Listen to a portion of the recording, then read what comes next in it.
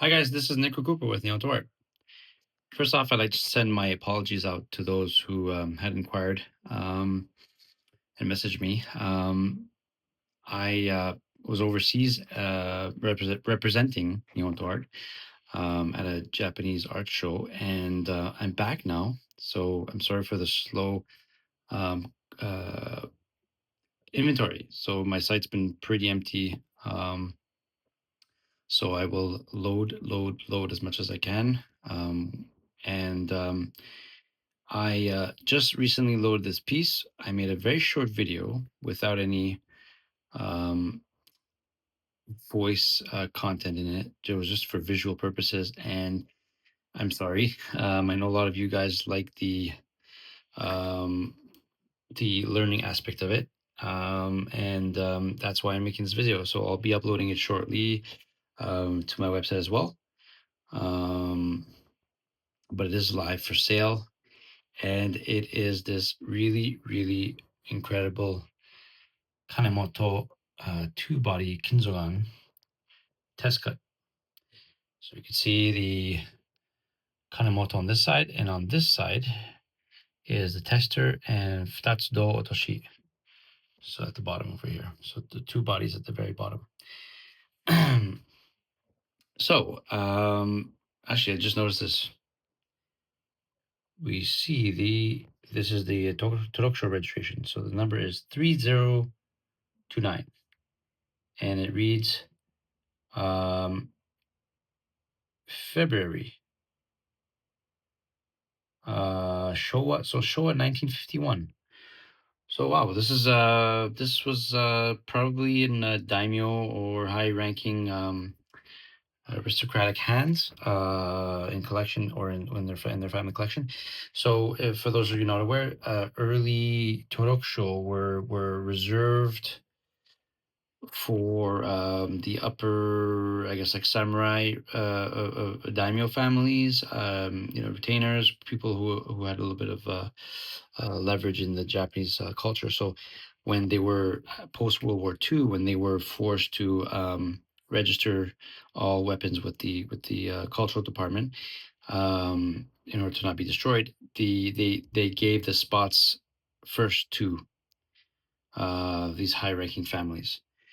So this started in January of 1951, and this one is February 1951. So this comes from possibly some royalty. But yeah, it is, that aside, the blade itself is really stunning workmanship. It's early workmanship from the Kanemoto line, which is known for the Sanmo Sugi style hamon, which is 3-seaters. And they were in Mino province. And the line survived a really long time. From basically, this is the beginning of their work from mid Muromachi period, and it lasted all the way to Showa period, Kanemoto line. So it's really long lasting, 500 plus years of 500 years of lineage at least. So this one was again the earlier work. You could see the Nakugo was shortened and maybe was signed at one point in time further down. Maybe this was the original peg hole, but a lot of passing down was done with this one. And in early Edo period, that's when the test cut was done, which I'll pick up in just a moment. But you'll see the Kanamoto here on this side, and the tester is Honda Dainai Ki. Let's zoom in there. This part here. So Honda Dainai Ki Tada Toki is that part. And Futatsu Toshi. So it successfully cut through two bodies. So Honda Dainai Ki Tadoki was probably the retainer of his region. And he did the test cut. My guess would be early Edo period. So for those of you who kind of follow the whole test cuts were done starting at the beginning of Edo, when there was a time of peace, and usually they used swords that were forged during that era. It was a little bit, the Japanese had an appreciation for older works. They were handed down. They were still used, but they were handed down. They were taken care of. But they didn't just perform test cuts on regularly on old swords. So this sword would have been at least 100+ years old when the test cut was done. So it was an antique at the time. In the mid 1500s, in the early 1500s was when the sword would have been made. The test cut would have been done probably in the later 1600s. So you're looking at an old sword at the time. So they often didn't do that with older swords. So it's quite interesting to see a koto blade with a test cut. Those are typically far more rare. You can get that really nice hamon in the kisaki over there. Look at that. So yes, to get back on track there. So very interesting to see a koto blade with a test cut, and this set screams a samurai class. Not the type that was for a ceremonial wear that they would dress up and wear to events and so on and so forth. This is really samurai's Koshirae. You can see that the sheath is weathered. It's very well intact. The ludo is all there, but it has its kind of wear on it. And it's a very humble Koshirae with some meaning behind it. So I guess I'll show the Koshirae before we get to picking up the blade. So the Koshirae, so the Tsuba, sorry, is I have a picture of it, but the Tsuba is signed. Really, really beautiful Tsuba. And you can see there's Jingasa and a walking stick with a pine tree. And the Minuki are two Buddhist deities. Really nice. I'm not sure you can see that very well, but yes. Try to get some pictures of them. Kind of mean looking with the sword. I'm not entirely sure which deities they are. Sure, we can figure that out. But this is interesting. It's the Kashira. I find that this represents exactly what we know and love about the samurai. So you see this old man. He's carrying a broom in one hand and some kind of tool in the other hand. Maybe a pipe. But what's interesting about it is that he's kind of reaching out to this snail, and this reminds me of a story. It's called Katatsu Miru Muri Katatsu Muri, and it's a story of the snail and the old man, where the old man's probably sweeping his garden over here, or temple.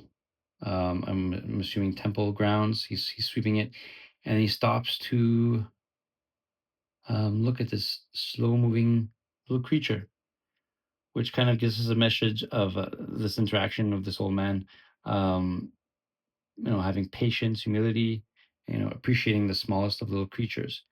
And that says a lot, given that this samurai class was this really, really scary warrior, really scary warrior that, didn't have any um, uh, fear for losing their own life. At least many of them did. Um, and and here you are having something that's incredibly deadly. Every sword was incredibly deadly, but this one actually has the inscription of a test cut, and then the samurai is walking around with this sword that explains humility and the fragility of even the smallest creature. And as you know, samurai were very well educated, in the arts of poems and theater.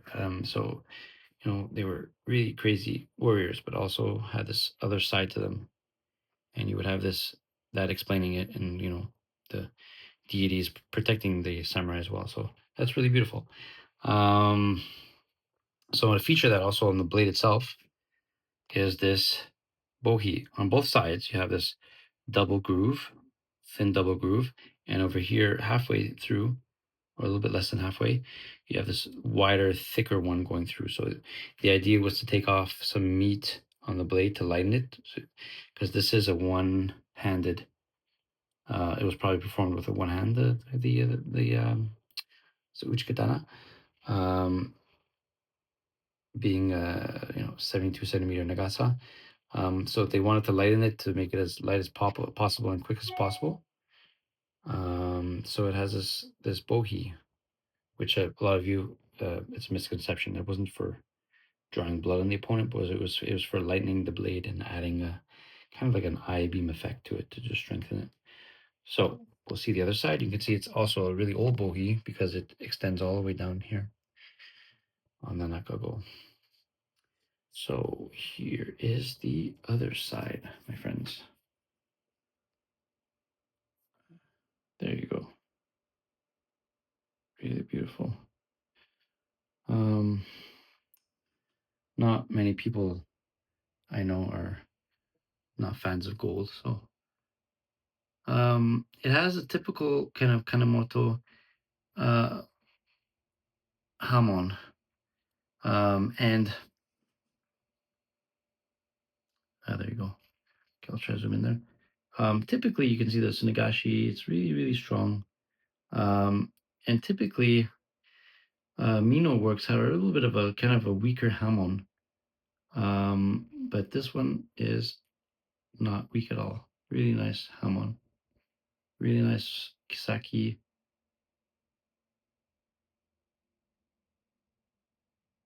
Look how beautiful that is, guys. Doesn't have any flaws, this blade. It's just a really healthy koto blade. It was really meant for someone important. And just to test in Edo period, someone was bored and wanted to make sure that it can chop through two bodies. Nihontoart.com, this is available, and I think this one will go fast, guys. Sorry for the long video. I think unfortunately they never do them the piece justice, but this is a nice. If you're looking for a test cut, this is a good one. Thanks, guys.